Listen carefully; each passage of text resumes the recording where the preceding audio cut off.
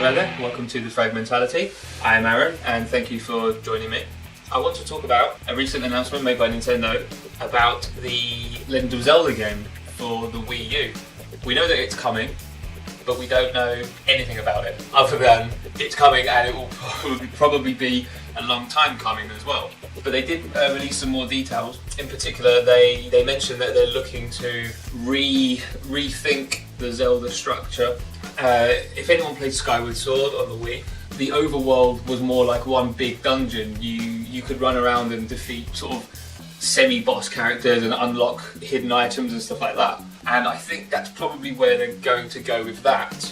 My first thought initially, having played Skyward Sword, was that they would attempt to do some sort of huge overworld with dungeons that you can choose in whichever order. And obviously this gave me the idea that they're going to try and make it a little bit more like Skyrim, which, let's face it, was one of the best games in recent years, with a huge world and dungeons and things that you could explore at your own pace.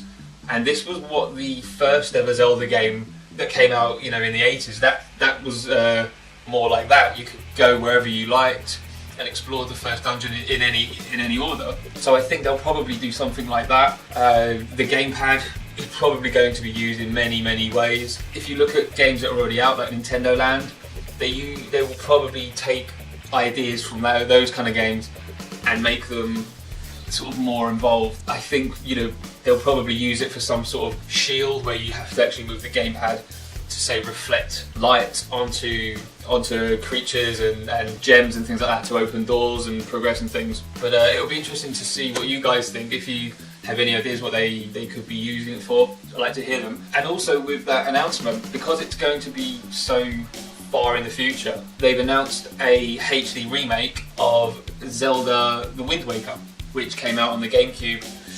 I can't remember when, it was in the 2000s somewhere.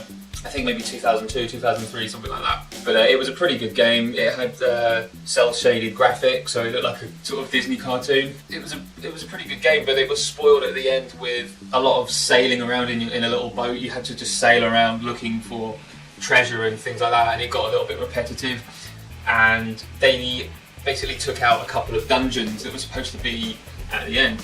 So they have said in their announcements that they are going to refine the gameplay. We don't exactly know what this means, but personally I think that they will perhaps put in the dungeons that were missing and eradicate the kind of boring fetch quests that they had originally. I'm hoping as well that the gamepad will be used.